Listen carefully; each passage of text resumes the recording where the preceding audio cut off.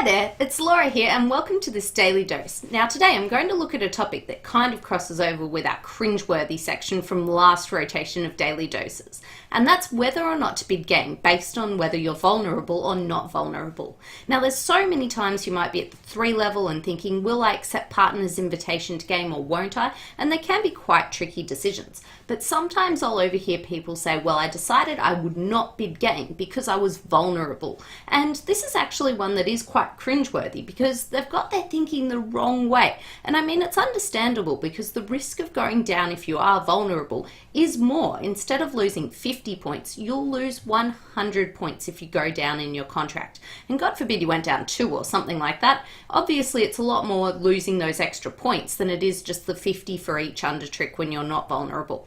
But here's the thing that we're not thinking about. When we're vulnerable, the actual advantage goes up quite a bit significantly more than the disadvantage. So what I mean by that is we're looking at the risk versus reward. If we bid game when we're vulnerable, the risk is increased by just that 50 points if we go one more down. So we lose 100 rather than losing 50. But the reward has increased by 200 points. If we make a game contract not vulnerable, let's say 4 hearts, we'll score 420 points.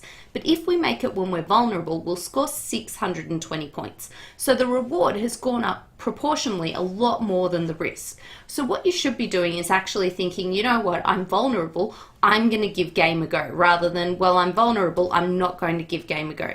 You should actually be bidding game more aggressively when you are vulnerable as compared to when you're not vulnerable. Of course, you don't want to be doing this just on that basis. You want to be thinking about things such as your hand and generally whether or not you're going to accept invitations and things like that. But if you're ever on the fence about whether to go or not go, if you're vulnerable, be that little bit more aggressive and give it a go. And if you're not vulnerable, maybe just take the low road and just maybe play at the 3 level. That's only if you are on the fence and you're actually, I guess, toing and froing about which way to go. So I hope you enjoyed this Daily Dose and we'll see you next time. Bye.